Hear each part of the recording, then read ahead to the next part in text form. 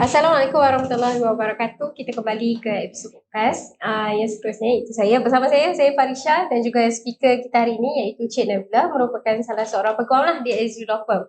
So topik yang kita akan bincangkan hari ini bukanlah bincang. Actually topik hari ini adalah topik yang Cik Nabila akan kongsikan bersama anda semua, which is pembiayaan atau pinjaman the sector titik bertindih mana geran saya. Kenapa kita nak bincangkan pasal topik ni? Sebab there are a few case lah yang macam ada klien yang main balik tanya kami, dia dah settle dah loan.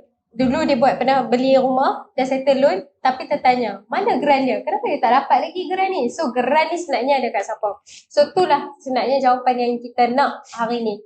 So in other words, kenapa geran dia tak dapat lagi kat dia? Walaupun dia dah selesai urusan pinjaman atau pembiayaan, iaitu disebabkan dia tak buat lagi urusan lepas gadai, in which Cik Nabila akan jelaskan dengan lebih lanjut lah dalam topik kita hari ini. Soalan pertama untuk Cik Nabila, boleh tak Cik Nabila explain dekat audience lah kan, apa sebenarnya perbezaan antara pembiayaan dengan pinjaman? Pembiayaan dan pinjaman rumah lah. Pembiayaan dan pinjaman rumah ni sebenarnya merujuk kepada maksud yang sama lah. Cuma penggunaan terma tersebutlah dalam loan documentation lah. Penggunaan pinjaman rumah merujuk kepada produk pinjaman konvensional, dan penggunaan pembiayaan rumah merujuk kepada pinjaman Islamik lah. Basically dia punya maksud adalah sama, cuma penggunaan terma tu lah berbeza lah. Berbeza mengikut produk-produk pinjaman rumah lah.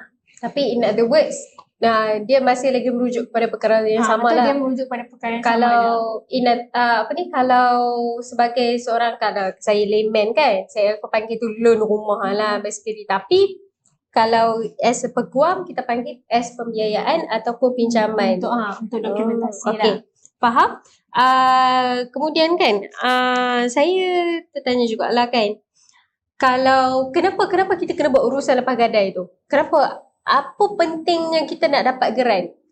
Penting sebab kita fikir macam ni, bila kita buat loan under certain bank, geran tu bila dah masuk nama kita akan also masuk gadaian bank dekat geran. So geran yang asal ni akan dipegang oleh pihak bank. So bila kita dah settle loan, mestilah kita nak balik geran tu dekat kita. That's why pentingnya lepas gadai ni untuk memastikan geran tu kembali kepada owner, kembali kepada peminjam, dan bahagian gadaian bank tu dapat dilepaskan lah. Sebab tu penting untuk, adalah tanggungjawab lah untuk peminjam dan owner rumah ni untuk buat urusan lepas gadai. Untuk memastikan geran tu dapat balik kat mereka untuk simpanan mereka lah, ataupun untuk buat urusan lain. Mungkin ada di antara penonton sekarang ni actually macam tak tahu betapa pentingnya geran tu. Berdasarkan pemahaman saya, betul tak Cik Nabila? Dia macam ni, geran tu dia ada indivisibility of title lah, in which like nama siapa yang ada kat geran tu dia adalah pemilik, betul tak? Betul. Sebab tu penting untuk kita buat lepas gadai supaya kita boleh buang nama bank tu lah. Betul tak? Untuk lepaskan gadaian bank sebenarnya. At the same time untuk buanglah bahagian gadaian dekat geran, ada bahagian gadaian bank untuk buanglah, tapi kita panggil as lepas gadai lah. Okay, faham. Kerana nama bank tu dah tak ada dalam geran tu. Bila dah settle loan, kita nak buat urusan tu. Okay, faham.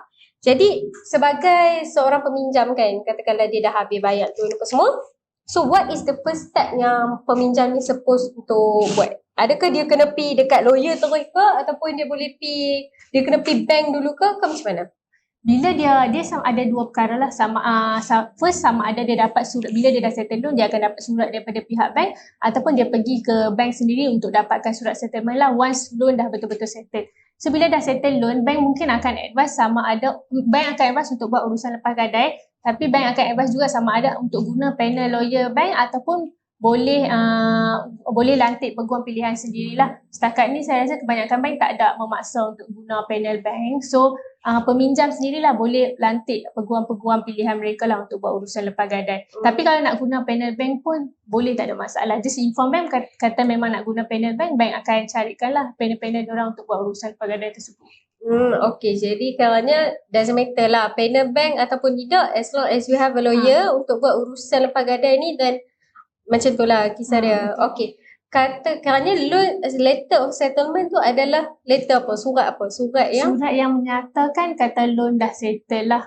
Tapi kalau just in case surat tu tak dapat di tangan klien, dia boleh saja guna sama ada resit yang dia buat bayaran, ada certain klien ni dia buat bayaran, ada resit pembayaran. Resit tu pun dah memadai lah untuk proceed buat urusan lepas gadai as long as loan dah settle. Basically any macam surat ataupun Any proof receipt of lah. payment ataupun any proof of payment pun boleh, resit boleh, surat daripada pihak bank pun boleh. Oh, okay, faham. Okay. Kita akan bertemu di segmen seterusnya. Saya rasa Cik Nabila pun dah banyak kongsi dah lah. Tadi intro, ni baru intro. Kita tak go detail lagi. Mungkin lepas ni kita akan go detail kan. Lebih panjang. So kita rehat set kita sambung balik dan segmen kedua.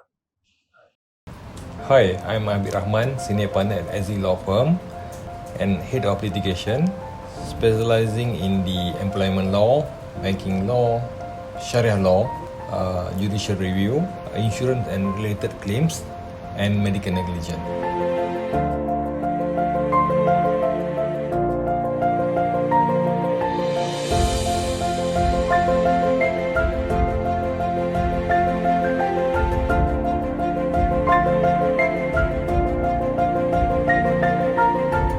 I have experience in conducting and appearing before the subordinate courts, high courts, as well as the appellate courts in Malaysia.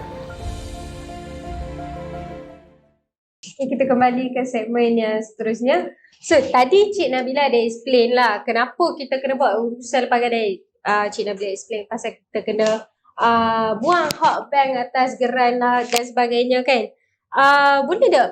Dan Cik Nabila juga ada explain tadi, the first step is you have to have a lawyer lah untuk you buat urusan lepas gadai. So Cik Nabila, boleh tak Cik Nabila bagi tahu dekat audience apa sebenarnya dokumen-dokumen yang diperlukan lah untuk klien teruskan dengan urusan lepas gadai? Sebenarnya dokumen yang diperlukan ni tak sebanyak urusan yang kita ingat macam jual beli ataupun nak bagi hibah tu, tak sebanyak itulah. Lepas gadai ni dia punya dokumen simple saja. First kita perlukan salinan surat salinan surat penyelesaian bank lah. Kata tak kisahlah salinan surat daripada bank ataupun resit pembayaran, any proof of payment kata loan dah settle lah. Dan salinan IC ni saya perlukan untuk kedua-dua pihak lah. Contohnya ada setengah kes ni dia pembeli 2 orang, peminjam seorang. Saya masih perlukan dua-dua IC lah, pembeli dan peminjam walaupun dia individu yang berbeza. Saya perlukan juga SMP, perjanjian jual beli, surat tawaran bank, letter offer, facility agreement, any loan agreement lah, DOA, deed of assignment and power of attorney. Any dokumen berkenaan dengan hartanah tersebut, berkenaan dengan loan, kalau boleh bawa lah untuk kami semak. Dan also cukai pintu dan cukai tanah lah untuk kami semak status dia.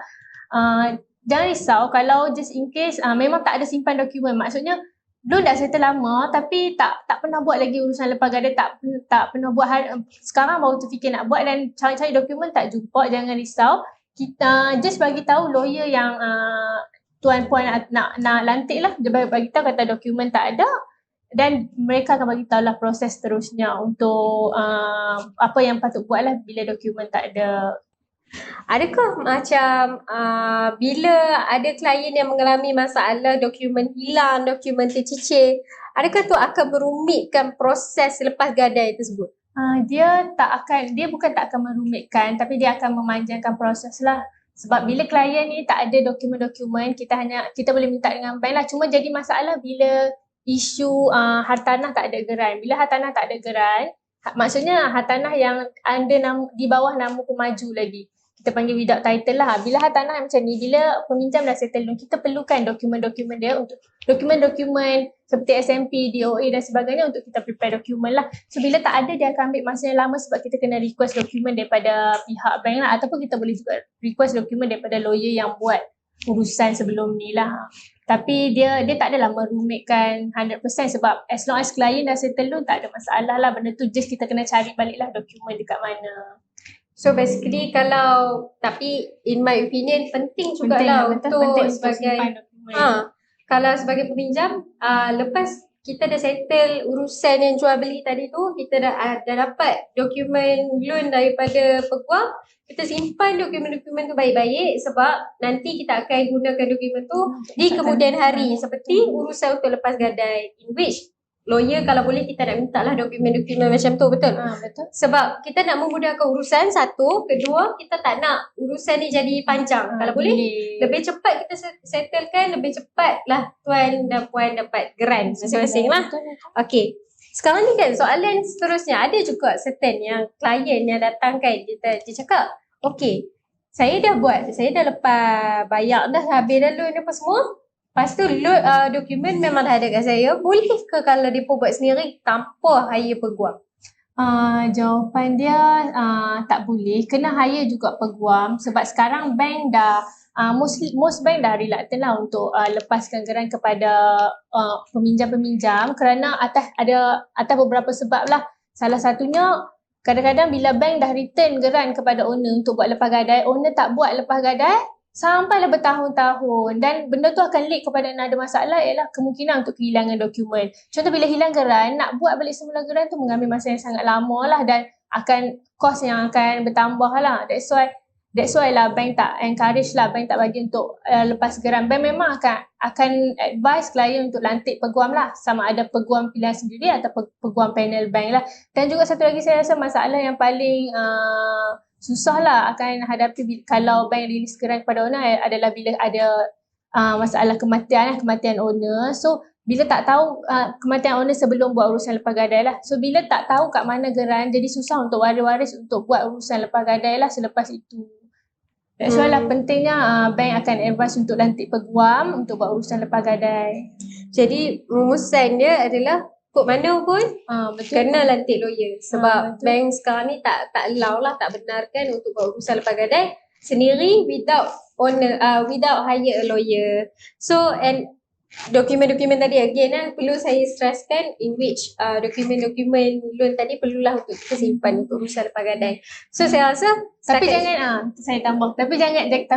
janganlah risau macam dokumen saya dah hilang, saya dah tak simpan lah, dah lama sangat, dah 20-30 tahun saya dah tak simpan. Jangan risau, boleh datang berbincang dengan peguam lah untuk langkah seterusnya. Jangan lagi tangguh. Bila lagi tangguh lagi merumitkan, akan datang banyak-banyak lah efek-efek yang bila tidak buatlah urusan lepas gadai ni.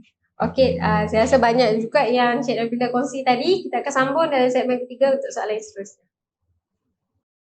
Assalamualaikum, hi, I am Zaim. I'm currently a junior associate at Azul Law Firm. My main area of practice is global banking and corporate commercial. Hi, I'm Sarah. I'm a junior lawyer and the latest addition to the GBCC team. The GBCC team is the Gen Z or the youngest generation in the firm. We comprise of 5 lawyers, 1 partner and 2 admin staff. What we do here in GBCC, basically, we assist the customers, namely companies, in making their corporate financing, conveyancing, commercial agreements and other matters related to companies, not necessarily relating to financing, but as to their nature as a whole. So basically, we strive to deliver practical and professional guidance to our diverse local clientele. I think one of the most common cases we handle is satisfaction of charge.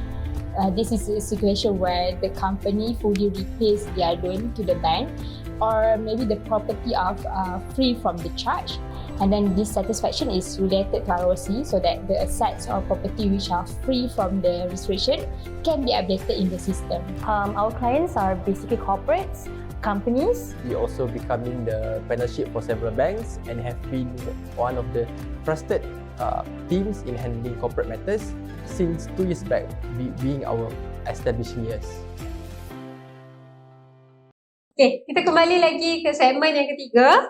So, tadi Cik Nabila ada explain lah kenapa kita kena hire lawyer sebab bank tak benarkan untuk buat urusan lepas gadai sendiri kan. So, boleh tak Cik Nabila bagi tahu dekat audience berapa kos untuk kita buat urusan lepas gadai ni dengan peguam? Untuk urusan lepas gadai ni, kos dia tak banyak pun sebenarnya. Dia kurang daripada 1,000 lah, tapi mungkin bergantung kepada keadaan kes lah. Contohnya, ada certain bank yang require us untuk provide official title search. Ada certain bank yang tak perlu official title search, hanya perlukan carian persendirian. So the actual amount tu depends on each case lah. Kita tengok bank daripada bank mana ataupun property dekat mana. That's why lah dia dalam lingkungan around amount 1,000 jugalah untuk buat urusan lepas gadai. Termasuk semua pendaftaran apa semua kita akan buat lah. Macam mana dengan masa pula? Adakah dia akan ambil masa yang lama?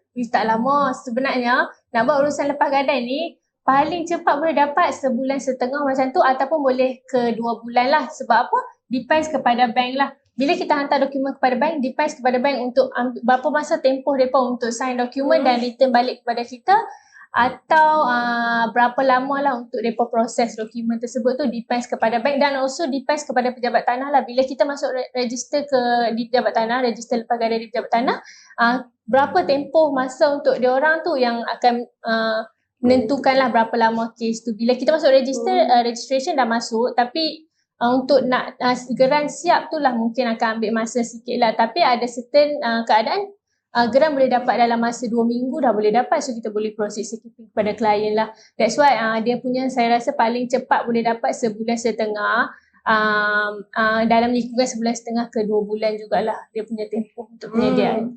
Jadi urusan lepas gadai ni tak lama pula. Kalau anda nak geran anda cepat-cepat. Dia tak seperti urusan jual beli apa.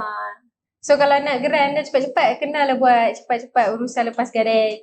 In which like kenalah habis loan dulu kan sebelum kita buat lepas gadai kan. Kita tak habis loan nak buat lepas gadai dulu. Lepas tu ada tak situasi yang di mana dia dah bayar dah. Dah settle pinjaman apa semua dah bayar habis dah, tapi geran dia masih lagi tak dapat. Dia tak dapat lagi geran macam tu. Kenapa jadi situasi macam tu? Kalau jadi situasi macam tu ada dua lah. Saya explain yang pertama dulu. Yang pertama bila akan ambil masa dekat pihak bank untuk cari dokumen. Ada certain kita punya klien ni dia dah settle loan lama dan dia baru nak buat urusan lepas gadai. So time tu nama bank pun dah berubah lah. Contoh daripada Bank Southern Bank kepada CIMB Bank. So mereka punya simpanan dokumen tu mungkin merumitkan lah untuk cari balik dokumen. That's why klien duk keep tanya mana geran, kita boleh update kata dalam proses untuk bank cari dokumen balik lah. Tapi yang tu tak ada masalah, as long as ada, tak apa, kita boleh je proceed. Yang kedua, bila memang hartanah tersebut memang tak ada geran lagi. Hartanah under master title lah, maksudnya bukan hartanah under individual title ataupun under strata title. Maksudnya geran masih belum diisu, geran serata ataupun geran individu masih belum diisu lah oleh pemaju. Itu salah satulah sebab bila klien mai tanya mana, mereka dah settle loan tapi mana geran. Tapi mereka terlupa kata sebenarnya sebelum waktu mereka buat urusan jual beli tu, geran memang belum diisu lagi lah oleh pemaju. So yang itulah saya rasa. Tapi kan ada juga kan a few like macam cakap geran dia dah tahu kata geran individu ataupun geran serata masih lagi belum isu. So ada yang cakap tak payah buat lagi lah, kita lepas gadai ni kita tunggu geran dulu baru kita pergi ambil dengan pemaju. Ada yang berpendapat macam ni. Apa pendapat Cik Nabila? Bagi urusan yang memang geran belum diisu lah oleh waktu dia settle loan tu, sama ada geran belum diisu ataupun geran dah diisu tapi dia belum buat penyempurnaan pindah milik, kita tak boleh, peminjam ni tak boleh simply tak apa, tak perlu buat lepas gadai, hanya pergi kepada pemaju untuk ambil geran. Tak boleh macam tu. Sebab apa? Pemaju akan minta bukti penyelesaian hutang rumah tersebut lah. Sebab tu pentingnya bila kes yang tak ada geran serata atau geran milik lah, under geran master, perlunya untuk buat urusan kita tak panggil lepas gadai lah, kita panggil pelepasan dan penyerahan semula. Maksudnya sebelum ni peminjam-pinjam waktu untuk kes yang without title ni, peminjam ada sign satu dokumen penyerahan hak kepada pihak bank. So kita nak, bila dah settle loan, kita nak batalkan dokumen tersebut, kita panggil surat ikatan pelepasan dan penyerahan semula lah. Dokumen tu penting jugalah. Dia sama macam urusan lepas gadai, tapi dari segi pendaftaran dan dokumentasi berbeza lah. Lepas gadai kita pakai dokumen borang 16N lah dalam Kanun Tanah Negara. Bagi DRR ni dia ada dokumen lah. Setiap bank ada different dia punya format. DRR ni seolah-olah macam kita nak menarik balik, melepaskan hak bank dan memberikan semula hak hartanah tersebut kepada kita. So kita panggil dokumen DRR lah. Sebab tu berbeza, ada certain bila hartanah yang ada geran dengan hartanah yang tak ada geran ni dia berbeza dekat situlah dari segi documentation. Dan untuk hartanah yang ada geran, dia daftar di pejabat tanah lah sebab kita menggunakan geran untuk lepaskan gadai. Tapi bagi hartanah yang tak ada geran ni, kita guna DRR tersebut dan kita perlu batalkan tersebut di mahkamah lah. Sebab waktu kita sign dokumen pemberian hak kepada bank tu, kita daftar di mahkamah. So kita nak batalkan hak tu, kita kena batal di mahkamah jugalah. Oh, okey, faham. Jadi kiranya itulah DRR itulah dipanggil sebagai peletakan hak. Pelepasan dan penyerahan semula hak. Oh, ataupun in other words in English we call it as deed of receipt and reassignment. Sebab tu ada certain macam peminjam dia tak faham. Apa dia lah deed of receipt and reassignment ni? Dia sebenarnya dokumen pelepasan hak daripada bank dan penyerahan hak semula kepada owner. Secara ringkas lah maksud DRR tu. Ada beza ke antara, tadi kita cakap kos kalau kita nak bila geran dah keluar, kita pun nak buat urusan lepas gadai dengan guna borang 16N, kita register dekat pejabat tanah. Tapi macam mana pula dengan DRR? Ada beza kos tak antara dua ni? Dia berbeza sedikit lah. Dia berbeza kalau borang melepaskan gadaian borang 16N, dia punya total fee termasuk disbursement, saya cakap tadi around RM1,000 lah. Tapi bagi urusan DRR ni dia mungkin sedikit lah, dia ke RM1,000 lebih sedikit tapi tidak kurang daripada RM1,300 lah. So beza dia sebenarnya tak banyak pun. Cuma perbezaan dia satu dekat proses, satu lagi dekat pendaftaran lah. Proses penyediaan dokumen tak sama dengan pendaftaran tak sama lah. Okay, faham. So maksudnya in other words saya rasa ni macam nak kata hidden fees, it's not really a hidden fees tapi dia sebenarnya fees yang memang kena expect lah oleh peminjam pembiayaan ataupun pinjaman rumah ni. Mungkin ada di setengah orang kat luar sana mungkin bila dia rasa dia dah bayar habis dah loan, so dia dah tak perlu buat apa-apa. Dia nak geran saja. Tanpa dia tahu sebenarnya kita nak kena bayar lagi fees untuk kita buat urusan lepas gadai. Some of us tak tahulah pasal urusan ni. Betapa pentingnya urusan lepas gadai tu sebab at the very end, the thing is we want to have the geran dekat kita. Geran tu naklah kita masuk nama kita sebab kita dah bayar, kita dah beli, so kita nak geran. Kenapa kita nak geran? Sebab again, the name yang dekat geran tu, nama yang dekat geran tu is the owner of the property. So the same as like macam kalau ada nama bank dekat geran tu, kita mesti nak lepaskan nama bank baru kita boleh dapat geran dekat kita. Selagi tak lepas kat bank, selagi tu hak tu atas nama bank. Sebab tu pentingnya buat urusan lepas gadai ni. Tak boleh simply bila dah settle loan nak pergi ambil geran dekat bank. Tak boleh lah. Kalau ambil geran dekat bank pun kat bawah tu ada gadaian bank. Kita still kena pergi pendaftaran untuk batalkan, untuk lepaskan lah gadaian tersebut. Kita panggil melepaskan gadaian. So betul apa yang saya setuju juga dengan apa yang Cik Nabila saya cakap. Saya rasa Cik Nabila dah explain banyak juga tadi berkenaan dengan urusan lepas gadai ni dan kenapa penting untuk pendengar-pendengar tahulah tentang urusan ni. Jadi